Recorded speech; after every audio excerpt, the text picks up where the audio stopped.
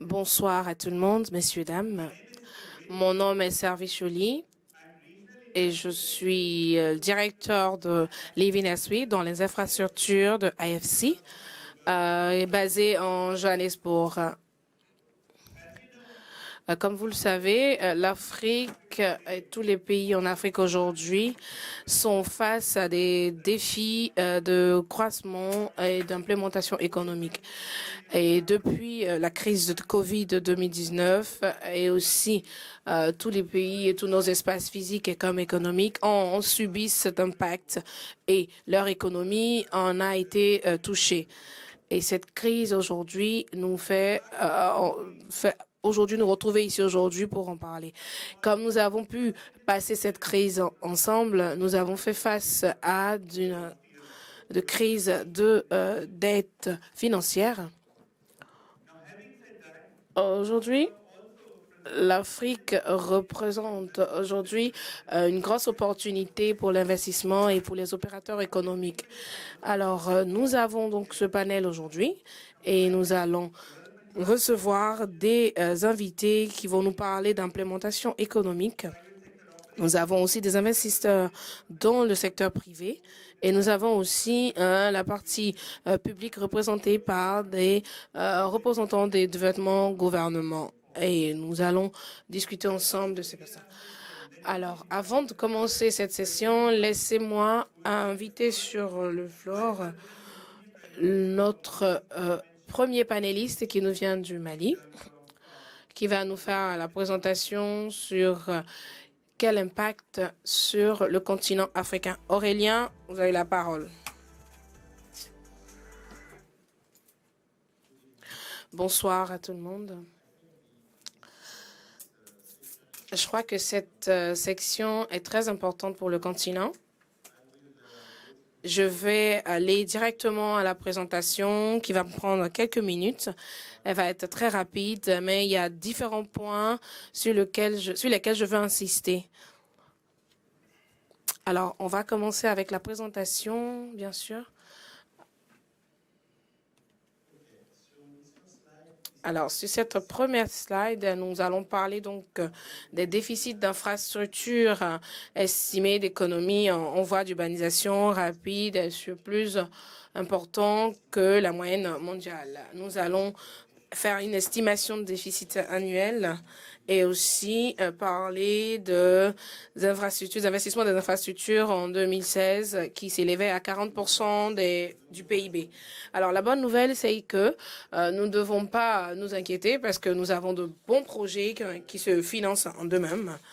Et le continent aujourd'hui, quand le secteur de télécommunications a été ouvert, a pu avoir des investissements annuels et globaux sur le continent. Parce que la réglementation et les différents moyens d'investissement des infrastructures ont vraiment pu booster voilà, ces infrastructures-là et les investissements de ces infrastructures-là.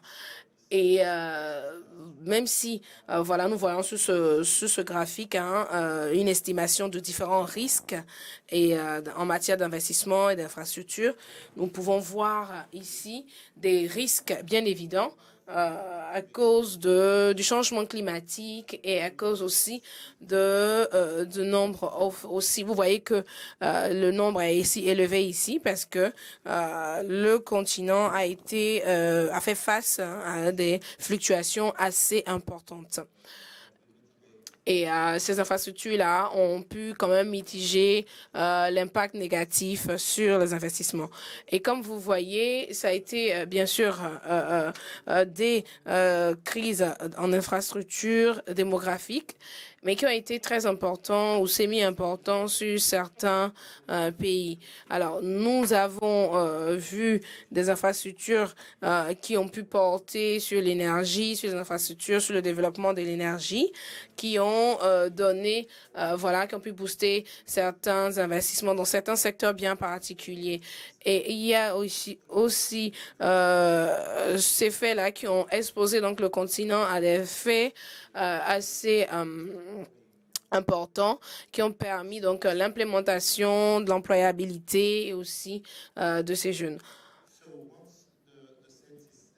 Alors, les risques, en fait, de ces pays, pour le risque de marché, il est important de comprendre que nous sommes en train de parler de risques d'investissement dans des infrastructures bien précises. Et nous avons donc cette charte qui nous permet de voir, bien sûr, les raisons de ces infrastructures-là qui ont eu recours à des prêts bancaires de début 2023, enfin 2020 jusqu'à 2023. Et c'est une observation qui a été faite sur ces dernières années. Et nous avons bien vu donc des pays, des OCDE, de certains pays qui ont donc fait relever et signifier vraiment l'accroissement ou des causes des différents risques dans différents pays et aussi qui ont mis à nu voilà les différents déficits du marché. Et aussi, quand nous parlons de risque de souveraineté ou de risque de marché, nous devons penser aussi au risque de pays qui est la cause donc de défaut le plus répandu, hein, bien sûr, et suivi de risque de marché. Ce sont des choses que nous pouvons bien gérer différemment dans nos différents pays, mais ce sont donc des points sur lesquels nous devons revenir. Mais il est plus simple de comprendre que les personnes doivent comprendre pourquoi il y a encore plus d'investissements sur les investissements des marchés publics pendant qu'il y a des projets sur lesquels nous pouvons bien discuter. Alors, quand nous parlons de crise crise souveraine qui affecte souvent l'économie, c'est vraiment des points spécifiques hein, qui partent sur multiples canaux, qui peuvent donc renforcer ou mutuellement dans différents cas. Voilà, ils peuvent donc créer et implémenter donc les cercles vicieux. Voilà, nous pouvons faire face à une récession économique ou bien nous pouvons nous retrouver devant des conditions financières assez dévaluantes.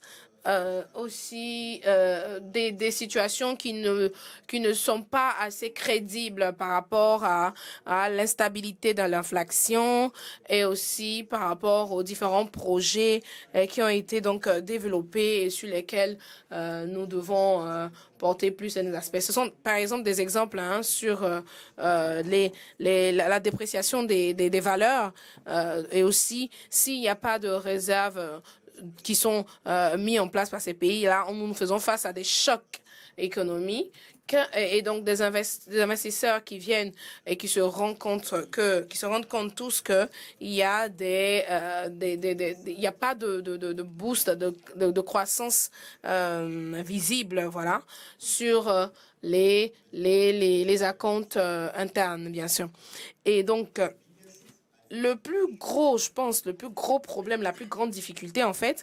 auxquelles nous faisons face aujourd'hui, c'est vraiment les politiques gouvernementales. Donc, ces politiques gouvernementales-là qui nous installent dans une instabilité et une incertainabilité vraiment encore plus inquiétante, qui nous fait voir que les réglementations aujourd'hui sont vraiment importantes et les autorités doivent donc fixer, bien sûr, les prix par rapport à différents produits et ça ne nous met pas en situation de production de services assez intéressante. Et il y a aussi le point des dettes hein, qui sont créées à cause du fait que encore plus de fixation de taxes creusent voilà, ou augmentent les dettes hein, de ces pays-là. Et nous parlerons aussi de projets qui se retrouvent en difficulté et qui font face donc à des défis de paiement ou de régulation. Alors, la volatilité des réglementations fait en sorte que ces infrastructures-là dans le continent se retrouvent face à de gros problèmes et à de grosses difficultés. Certaines régions ont la possibilité et arrivent donc à faire face à ces problèmes-là et donc à gérer leurs problèmes aussi de manière, on va dire, grossolane. Mais Je parle bien sûr généralement, hein, et nous aurons après de bons exemples. Nous avons bien sûr de bons exemples de certaines entreprises en Afrique qui avancent très bien. Alors, je veux dire, la dernière slide, nous parlerons donc des bonnes nouvelles, on va dire, donc par rapport aux outils de rehaussement du crédit qui ont cherché à relever donc les défis par rapport à nos différents objectifs. Donc, réduire la probabilité de défaut et améliorer donc les perspectives de recouvrement et aussi la réduction des coûts d'emprunt. Aussi, donc, comme je disais, la réduction des coûts d'emprunt et aussi la possibilité donc de faire correspondre voilà la soutenabilité ou de d'établir des marchés obligatoires qui sont diversifiés par rapport au financement et qui sont donc de bons exemples pour certains pays. Et nous avons vu ici l'exemple de la Côte d'Ivoire avec monsieur l'ex-président Henri Konan-Bédié qui ont donc pu faire matcher donc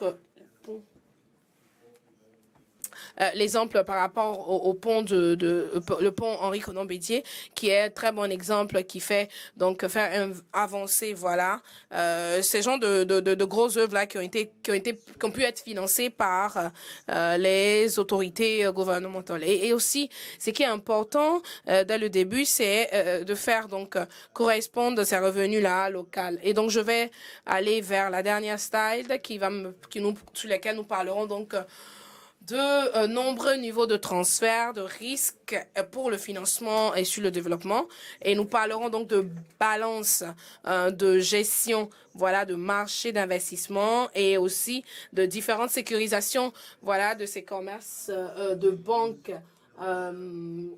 De banques et de création de bilan. Voilà. Nous parlerons de capital, de support de capital, des risques de transfert et des politiques de transfert de risque, bien sûr, sur nos différents. Mais je reviendrai, bien sûr, sur les raisons des défauts des infrastructures et l'origine de ces marchés-là dans les risques de différents pays. Et quelles sont donc les difficultés et les exemples de ces différents pays-là. Et comment faire pour pouvoir contrôler, bien sûr, ces différents risques-là et de trouver des solutions pour les petites banques. Merci beaucoup pour l'attention.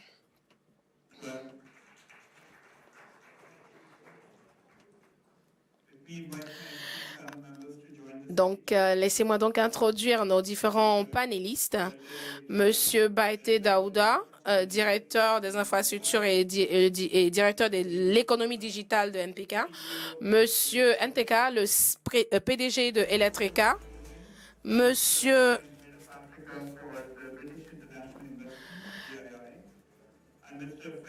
Nous avons donc Monsieur Fadel Kane, qui est donc le chef projet de Refinance Capital.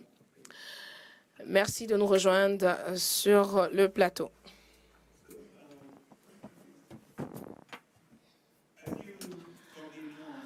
Comme vous le savez, hein, probablement, faisant partie des parts, les parts de la Banque mondiale hein, sont donc... C'est moi, ce truc, il est fort dans les oreilles. Donc nous avons investi et nous avons soutenu les infrastructures de développement en Afrique pendant plus de 65 années. Et aujourd'hui, nous mobilisons des financements de plus de 2,5 milliards de dollars annuellement. Pendant les 10 dernières années, j'ai vu, la SFI a soutenu et développé plus de 150 projets au niveau de l'Afrique subsaharienne à travers plusieurs secteurs, notamment le secteur électrique, l'eau, l'assainissement et à l'échelle des financements nationaux. Donc tous ces éléments, Olivier, comme vous l'avez dit, nous aurons l'opportunité d'en parler. Cependant, permettez que j'invite nos panélistes à donner leur propos d'ouverture en se présentant et en présentant l'entreprise pour laquelle, qu'ils représentent.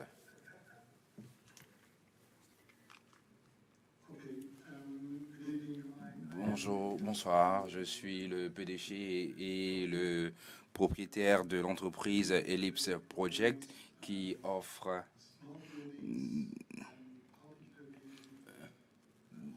des constructions, notamment des hôpitaux en Afrique, particulièrement en Afrique de l'Ouest.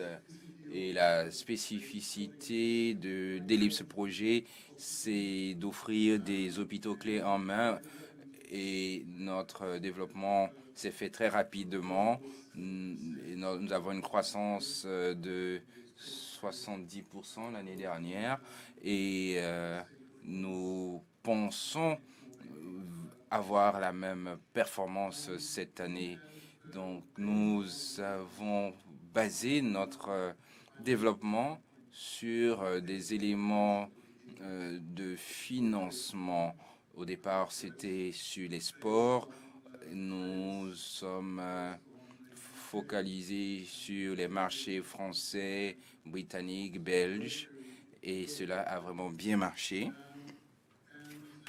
Et dû à la garantie de souveraineté limite en Afrique, nous sommes de plus en plus engagés au PPP et nous avons signé plus de 300 millions d'euros de PPP il y a quelques années au Sénégal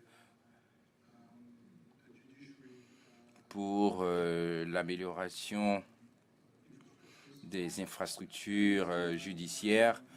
Et le troisième pilier à ce jour sera les hôpitaux, la construction d'hôpitaux privés et leur mise en fonctionnement dans certains pays. Et cela se base sur des financements de projets à hauteur de 70% de dette et 30% de capitaux.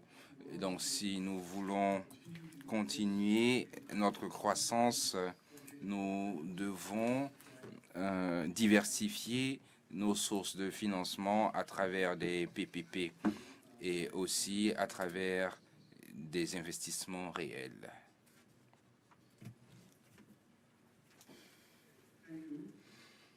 Merci. Donc, je vais parler en français.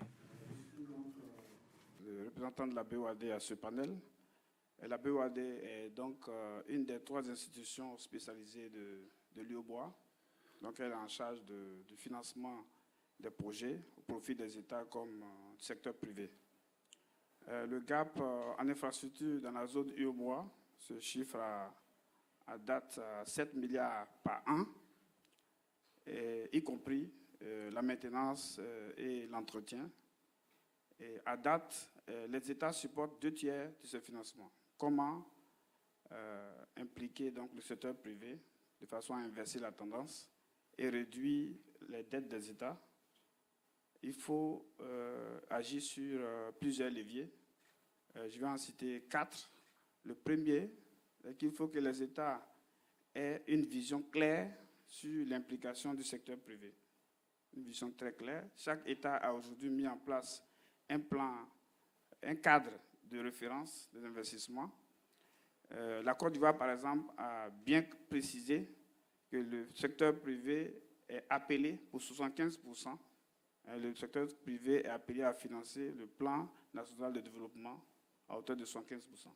C'est une vision claire et aujourd'hui, ils prennent des dispositions pour que cela puisse se faire. Et donc, tous les États doivent aller dans ce sens. Donc, il faut mettre en place cette vision claire. Le deuxième levier, c'est la mise en place d'un cadre réglementaire incitatif et très, très ambitieux, très avantageux pour le secteur privé et bien entendu le secteur public également. Et à ce niveau, je dois rappeler que le Conseil des ministres de l'UOMOA a adopté en septembre dernier un cadre institutionnel portant sur un règlement et une directive pour l'investissement dans la zone UOMOA, les investissements privés, notamment sur les projets régionaux. Et il faut très rapidement transposer ces règlements et cette directive dans les lois des États, de façon à ce que cela se fasse rapidement, que le secteur privé ait un cadre propice pour pouvoir déployer son activité. L'autre élément à préciser, c'est que dans ces cadres réglementaires, on doit insister sur les marchés publics et les PPP. C'est très important. Il faut surtout arriver à digitaliser les marchés publics de façon à rassurer le secteur privé. Il faut que la conduite des marchés publics se fasse dans la transparence. Donc, si on digitalise, ça va faciliter, donc, ça va rassurer tous les acteurs et donc on pourra aller très vite sur des projets concrets, des projets structurants. L'autre élément important à prendre en compte ici, c'est la mise en place de garanties au profit du secteur privé. Il faut qu'on définisse,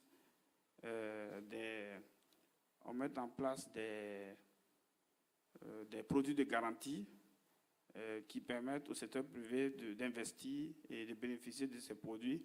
Il y a pas mal de produits qui existent aujourd'hui, mais la BOAD pense qu'il faut associer les assureurs. Nous-mêmes, nous sommes en train de travailler aujourd'hui sur la couverture d'une partie de notre portefeuille à partir de produits d'assurance, ce qui va permettre de rehausser donc, la qualité des crédits qui sont faits et de libérer des fonds propres pour pouvoir faire plus d'activités. Et donc, voilà un peu les points que je voulais relever et qui pourraient faciliter l'investissement privé. Thank you. Thank you. Good evening, everyone. Bonjour à tous, je suis Chris Tuyotami, directeur général de British International Investment. Et vous devez certainement nous connaître en tant que le groupe CDC, qui est une institution de financement britannique. Concernant les infrastructures, sachez que c'est un point crucial pour nous. La gestion des actifs, c'est plus de 10 milliards de dollars et 35% de cela est investi dans les infrastructures, dans le développement d'infrastructures. Donc, annuellement, nous investissons 1,5 à 2 milliards de dollars à travers les marchés et l'Afrique représente 60% de ce marché. Donc, pour nous, l'infrastructure est un élément clé pour la poursuite de nos investissements. Donc, nous investissons avec le secteur privé, aux côtés du secteur privé et pour la durabilité du commerce. Donc, nous n'investissons pas ou nous ne donnons pas de capitaux directs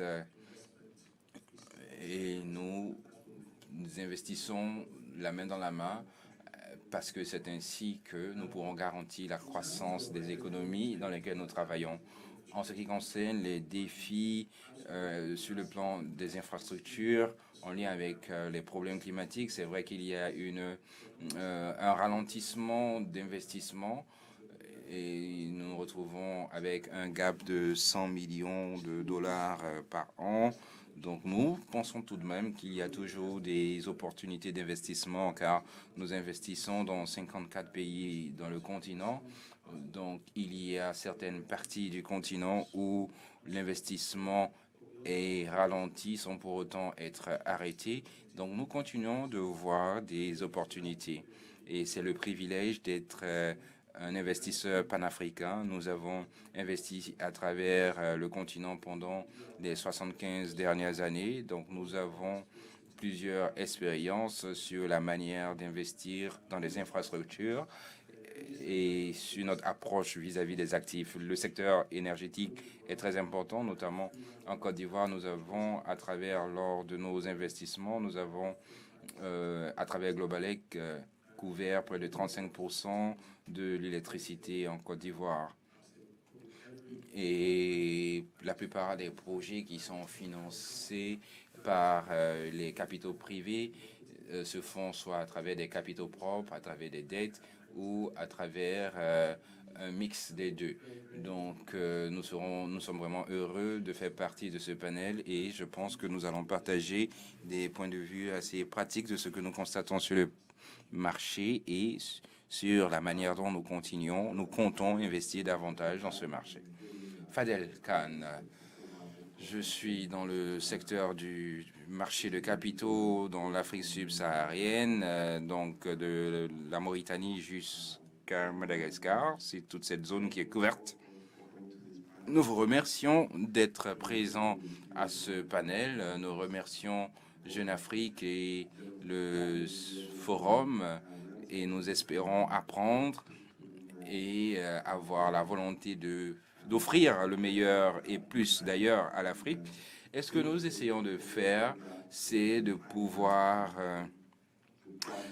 combler le déficit en termes d'information en Afrique et faire en sorte que les multinationales sachent sur quoi se concentrer lorsqu'ils veulent investir en Afrique, parce que nous savons que la dimension et la qualité du projet ne sont pas le problème, l'impact et l'importance non plus. Cependant, le problème, c'est l'accès à l'information entre un investisseur qui est basé dans un pays développé, que je vois, il y a plusieurs projets dans le domaine de l'électricité et de la route, mais cela se passe très bien dans d'autres pays, mais en Afrique, c'est difficile. Donc, pour pouvoir combler ce déficit, nous faisons de cela une de nos missions et l'un des piliers, c'est le financement des infrastructures sur ce. Lorsque j'écoutais la présentation de Moody, l'un des points que je pense manque et où je pense que beaucoup d'efforts doivent être déployés, la question à poser, c'est de savoir quelle est la dernière fois où vous vous souvenez d'un projet qui a été financé et qui a échoué en Afrique. Parce que c'est le paradoxe du continent. Il a un taux de défaut de paiement le plus faible à travers le monde. Mais il a le critère le plus élevé d'investissement dans tous les qu'on pourrait pas retrouver dans les autres contrées du monde. Donc, quand on voit ce paradoxe, il est important de voir comment combler ce déficit entre les investisseurs qui posent ou qui demandent un peu trop en termes de sécurité, ce qui fait que le projet n'est pas bancable, et les exigences pour que le projet se mette en route et qu'il suscite et qu'il attire des investissements étrangers est difficile. Donc, quand nous faisons nos présentations, nous disons qu'avoir une compréhension de tous les projets financés en Afrique pendant les 10 dernières années, il est important de savoir quel est le pourcentage de ces projets qui n'a véritablement pas été fructueux en termes de remboursement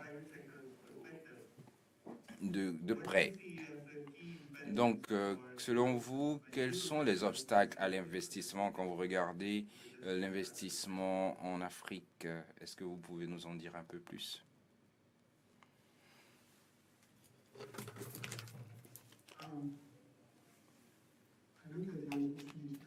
Moi, je regarde d'abord l'opportunité et je pense que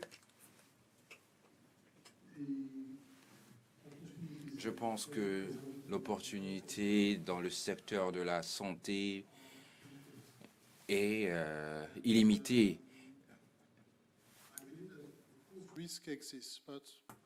C'est clair qu'il y a des risques, mais j'aimerais signaler un ou deux éléments qui ont été présentés. Donc, si, par exemple, on se réfère à un hôpital privé, ce que j'ai constaté, c'est pas vraiment le risque pays. C'est plutôt, dans un premier temps, le risque du marché qui est inférieur à celui des pays de l'OECD. Deuxièmement, nous offrons des hôpitaux clés en main, donc il n'y a pas besoin d'autres risques, il n'y a pas de risque financier, de construction. Donc, à mon avis, le risque provient plutôt de quelque chose qui s'apparente à 50%. Cependant, l'opportunité existe. Donc, ce qui est important, c'est quel sera le plan d'affaires. Et vous savez que la réglementation locale est importante, même au niveau de l'investissement privé. Il n'y a pas que les PPP. En Afrique, vous devez connaître les personnes, d'accord, mais vous devez connaître la réglementation, vous devez connaître les processus et les procédures. Et si nous le faisons, alors il y a des opportunités à capter partout. Donc moi, je regarde dans premier temps l'opportunité. Merci, et cela nous ramène au point que vous avez signifié sur la quantité de projets qui auraient échoué lors des partenariats publics-privés en Afrique. Alors, est-ce que vous pourriez nous en dire un peu plus en tant qu'institution de financement au développement qui vous adressiez à certains pays afin qu'ils investissent dans des PPP? Quels sont les conseils que vous leur donnez? Quelles sont les priorités que vous suggérez au gouvernement? Car il y a eu des questions qui ont été évoquées en matière de risque. Pendant que vous parlez de l'aspect réglementaire, est-ce que vous pouvez nous en dire un peu plus?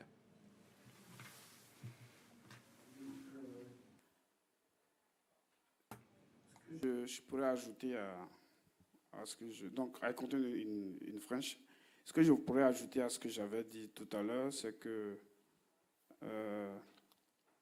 on a des opportunités importantes ici, en Afrique, dans la zone UEMOA, qui sont traduites dans des programmes régionaux qui sont mis en place au plan régional.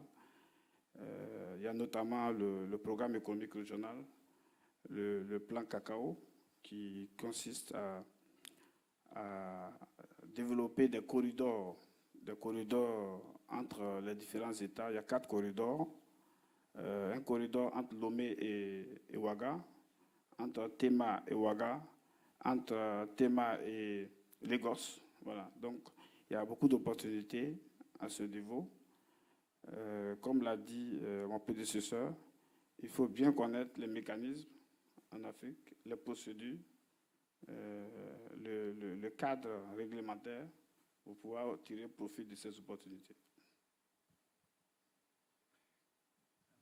Sorry to add something again.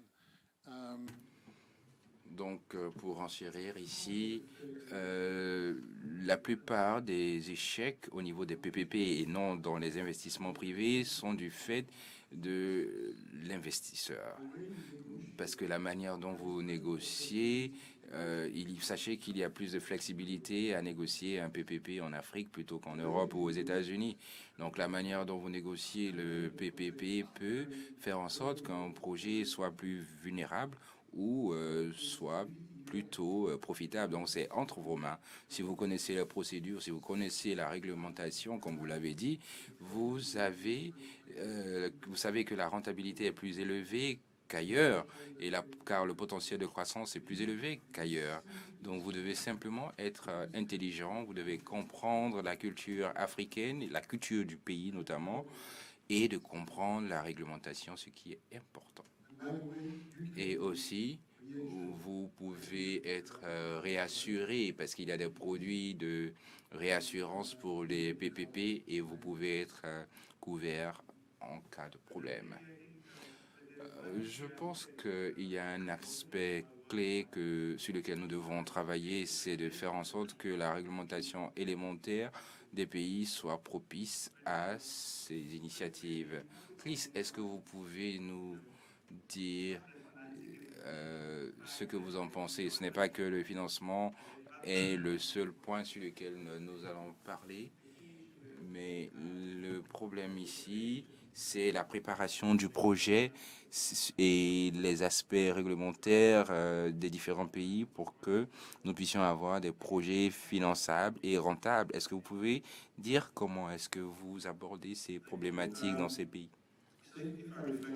Donc, si je dois réfléchir et présenter ces différents pays, ces différents projets qui ont marché ou pas, Pour moi, c'est la préparation et le développement du projet. Donc, quand vous regardez le cycle de vie des transactions, je pense qu'il n'y a pas beaucoup d'accent mis sur le temps et les ressources nécessaires pour que les projets arrivent à une position où ils sont propices à l'investissement, que ce soit de la perspective des investisseurs ou des gouvernements en matière de PPP.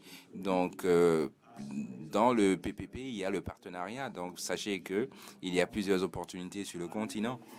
Et cependant, est-ce que nous préparons correctement ces projets? Je veux dire, allouer les capitaux qu'il faut, allouer le temps qu'il faut pendant les études de pertinence, aussi avoir le bon point de contact, de sorte à avoir une personne qui a la compétence de développement de projet. Donc, pour moi, il y a des opportunités, mais vous devez structurer l'opportunité de sorte à ce que les investisseurs comme nous, au niveau des capitaux propres ou au niveau des dettes, puissions investir. Donc, c'est la leçon majeure que je retire quand nous regardons les opportunités qui existent. Donc, il y a plusieurs sponsors qui ne sont pas prêts à mettre à disposition le capital qu'il faut ou qui n'ont pas accès au bon type de capitaux. Du côté du gouvernement, vous avez des cycles électoraux de 4 ans, dont souvent les projets d'infrastructure se font sur la base d'objectifs politiques, alors que ces projets ont besoin d'une période de gestation beaucoup plus longue.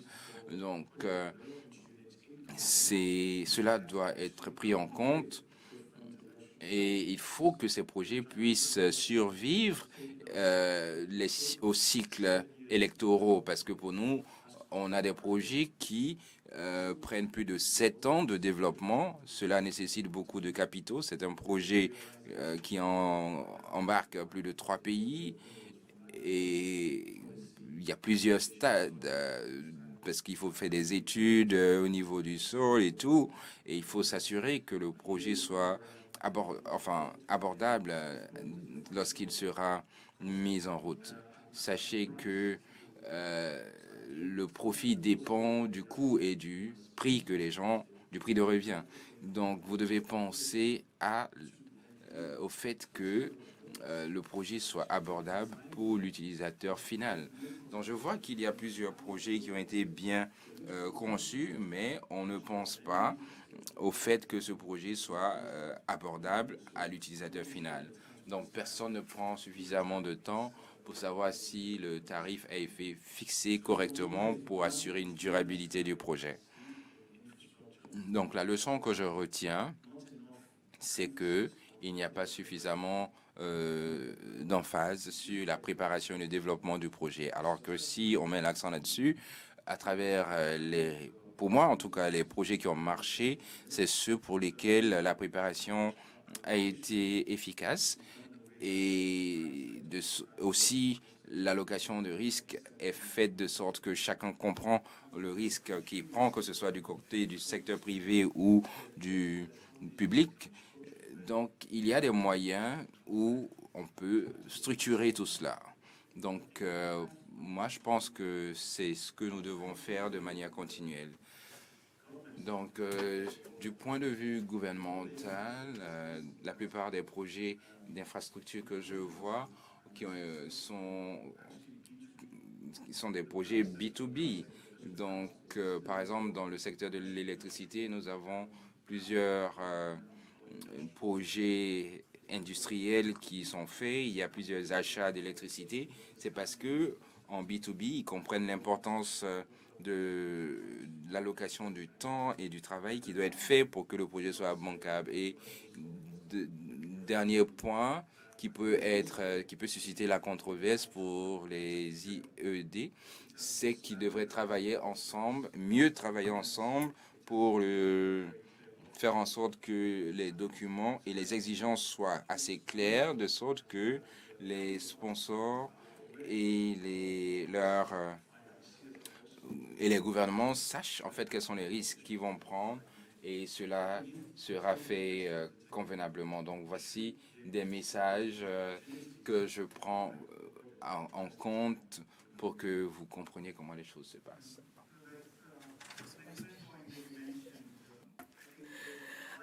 Je crois que les points les plus importants dont nous avons mentionné tout à l'heure, c'est au fait de faire des analyses sur les projets de PPP et aussi, c'est aussi de voir que ces projets-là sont des projets soutenables pour le projet.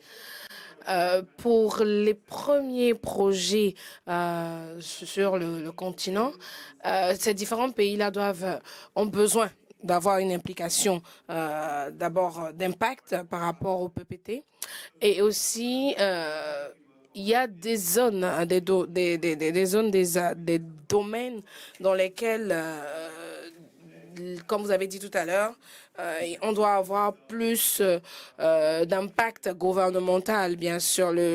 Chaque pays et chaque gouvernement, en fonction de son pays, doit prendre des décisions bien précises. Et comme je disais, dans ces concessions-là, ils doivent mettre en place des réglementations, des mises à disposition de certains documents qui sont bien clairs, qui expliquent le processus d'exportation de produits ou d'implémentation de produits, d'infrastructures. Et ces réglementations doivent être bien claires.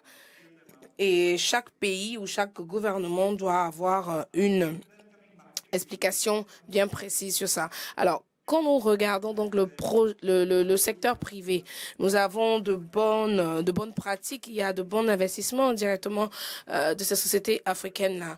Mais qu'est-ce que nous devons faire pour rendre plus efficace ou plus attractif le secteur privé en Afrique aujourd'hui? Alors, je crois qu'aujourd'hui, ce que nous devons faire, c'est vraiment d'être encore plus à cheval sur le continent. Nous avons réalisé que nous avons la possibilité, l'accès à des informations pour pouvoir gérer un projet, le leader de bout en bout, du début à la fin, et de voir que les gestionnaires de projets aujourd'hui ont une idée bien claire du marché, du projet et ils savent déjà comment structurer ces marchés-là en basant bien sûr leur accessibilité sur les différents pays et voir aussi l'accès de ces pays-là. Et ils ont vraiment une bonne visibilité sur quoi investir, comment investir et sur quel marché vraiment se déployer.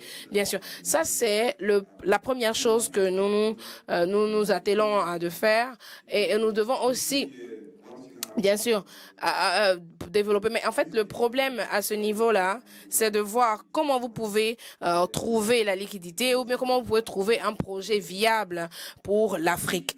Et aussi, quels aspects vous mettez dans votre draft pour l'investissement vraiment durable dans ces pays-là. Et aussi, ces crédits, en fait, qui sont donc ouverts ou directement liés aux investissements de différents pays et voir aussi la différence entre les autres projets, bien sûr, pour voir si vous menez ces projets-là de bout en bout avec succès, si vous avez un impact beaucoup plus positif à la fin de ces projets-là et de ces processus. Et si, en réalité, vous avez la possibilité donc de comprendre et de comprendre aussi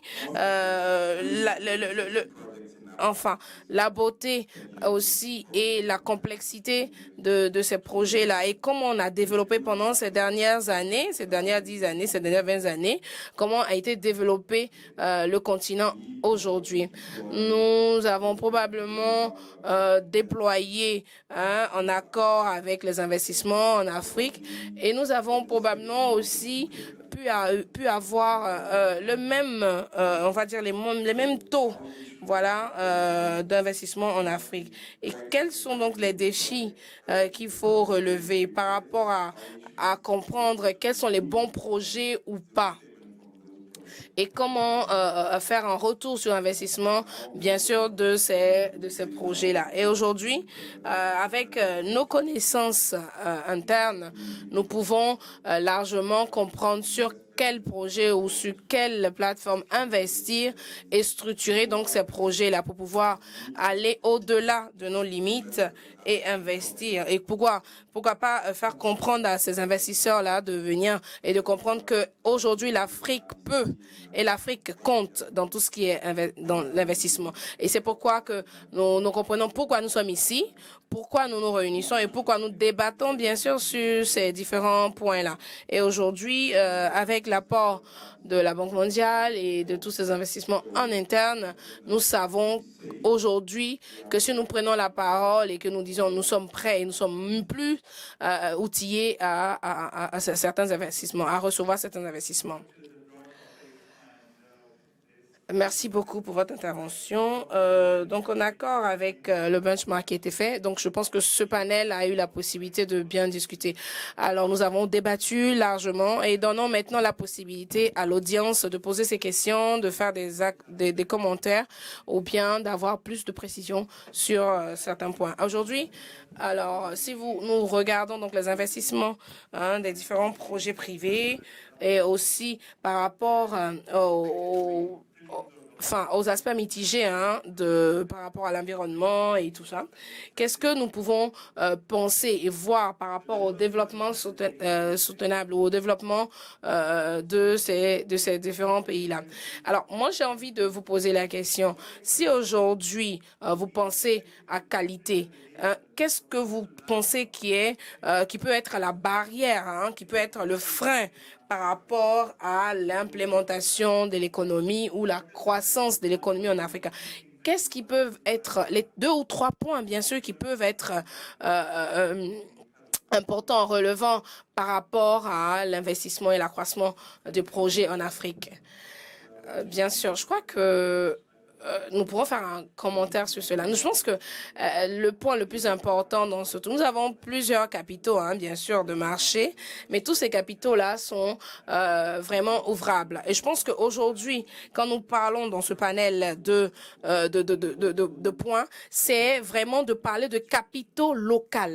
Voilà, c'est des capitaux locaux. Je pense qu'aujourd'hui, il y a un penchement plus clair et une motivation vraiment plus engagée du fait que les projets en Afrique peuvent être réalisés et peuvent être portés par les Africains eux-mêmes sans avoir à devoir sortir ou à chercher des investissements ailleurs.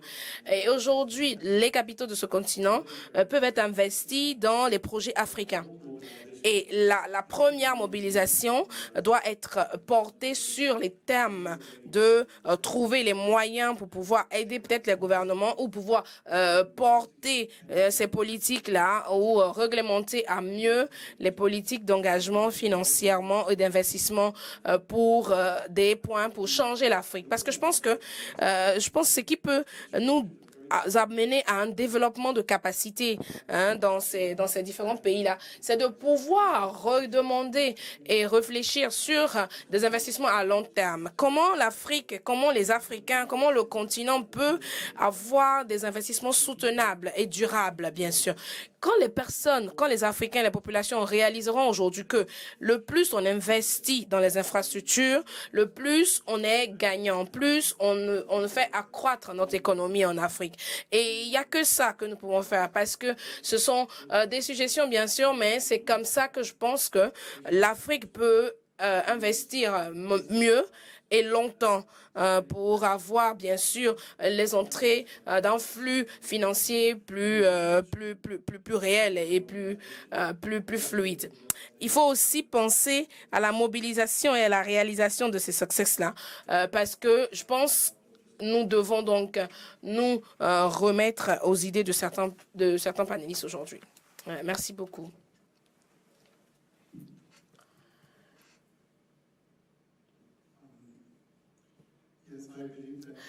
Je crois que le point le plus important ou une des problématiques que l'Afrique rencontre aujourd'hui, Je me rappelle, j'ai une anecdote quand je travaillais dans le business de la télécommunication. Euh,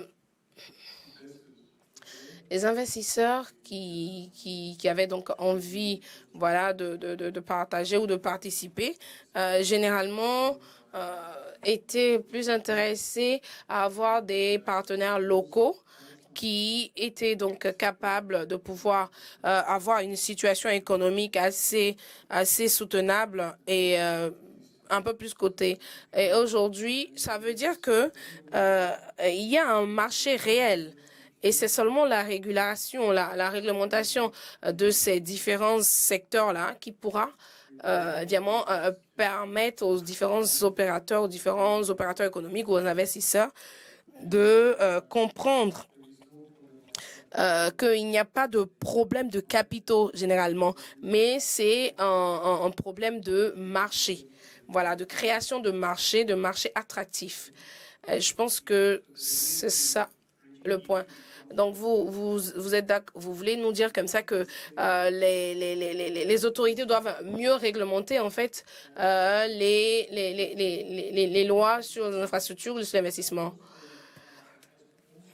Je pense que c'est aussi très simple pour des nouveaux investisseurs de comprendre quand les réglementations sont plus claires.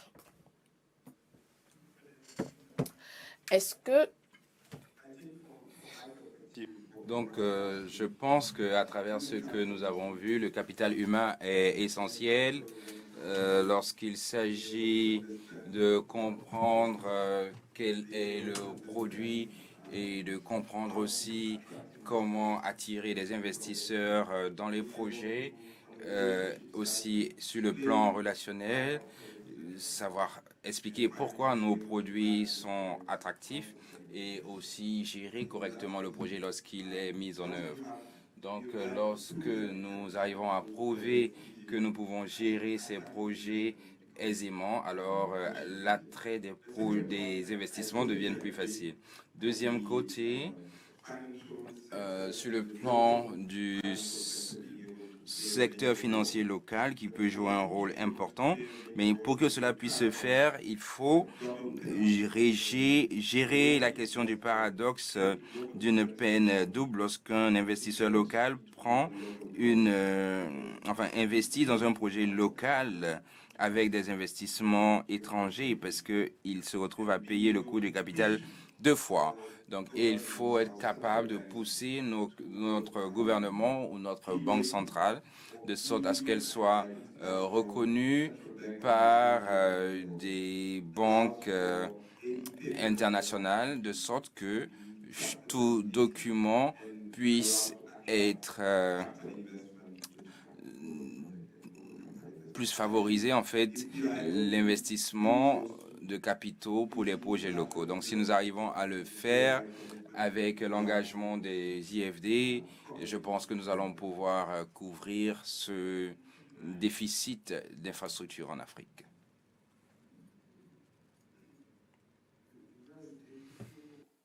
Aussi que les entreprises se mettent ensemble pour conquérir justement ces marchés en PPP, parce que on peut avoir des sujets avec plusieurs composantes. Lorsqu'on se met ensemble, on est plus fort et on peut les aborder avec beaucoup de sérénité. Le deuxième élément, c'est la formation. Je crois que mon prédécesseur en a parlé. Il faut la formation. Il faut que les États favorisent la formation au niveau donc la formation au niveau donc des pays et que les entreprises encouragent leurs agents à suivre ces formations-là. Parce que c'est extrêmement important. On a financé pas mal de projets dans la zone, mais la mise en œuvre de ces projets se fait difficilement parce que le personnel qui met en œuvre les projets ne sont pas formés. Et donc, au niveau des entreprises, on peut se retrouver avec la même situation. Il faut donc mettre un accent particulier sur ce sujet. L'autre aspect, je l'avais indiqué, c'est la présence, enfin, la disponibilité des projets dans la zone. Mais il faut mettre en place dans la zone un fonds d'études, notamment dans la zone du mois, un fonds global. D'ailleurs, la BOAD a fait l'exercice en créant un fonds qu'on appelle le fonds d'amorçage, mais qui n'a pas pu prospérer. Il faut peut-être aller dans ce sens, mettre en place un fonds pour permettre aux États de maturer les projets, de façon à ce que le secteur privé puisse avoir de quoi s'intéresser et avoir des activités sur place. Voilà. I don't want to. Je ne veux pas briser l'ambiance, mais j'ai quelque chose à dire. C'est clair qu'il n'y a pas beaucoup de défauts de paiement en Afrique, mais s'il y a plus de 100 milliards qui manquent dans ces investissements, c'est parce que les projets ne sont pas faits de sorte à atténuer les risques. Et pour moi, la chose dont on ne veut pas parler, c'est la volatilité de la réglementation, donc c'est le gouvernement. Et je vais donner quelques exemples. Je suis très intéressé à parler des infrastructures comme les hôpitaux qui peuvent être reproduits. Donc c'est un moyen de faire des changements importants parce que cela peut changer la donne. Et moi, je suis analyste en chef pour l'Afrique du Sud. Donc, il y a des capitaux locaux, il y a des entreprises qui sont vraiment sophistiquées dans leurs activités. J'ai visité le pays depuis 2009. Et les problèmes avec le secteur énergétique a démarré il y a de cela bien longtemps. Nous avons abordé la question sur ce qu'il fallait faire et le pays n'a pas voulu briser ces monopoles. Et sachez que cela a été très coûteux pour le gouvernement. Et je peux répéter cet échange avec plusieurs autres pays parce que cela les a emmenés à vraiment se retrouver dans une situation chaotique. Et maintenant, ils veulent décider en une seule année de lever toutes les réglementations pour l'investissement privé dans le secteur. Et vous retrouvez avec tous ces secteurs miniers qui se retrouvent à investir. Moi, je me rends compte que cette capacité existait depuis longtemps. Il fallait juste de la volonté politique. Et je prends cet exemple pour vous expliquer à quel point cela illustre mon propos. Pour pouvoir répondre à votre question sur quel est le problème qui doit être soutenu, c'est la force institutionnelle et un gouvernement fort. Donc, lorsque vous échangez avec un gouvernement sur le coût, parce que sachez que les choses ne sont pas comprises. Donc, comment favoriser l'investissement dans le secteur si les choses ne sont pas comprises? Ça ne peut pas marcher parce que, en général, les gens attendent que ça devienne très coûteux et c'est à ce moment qu'ils prennent certaines décisions. Et nous pouvons multiplier l'exemple sur ce front.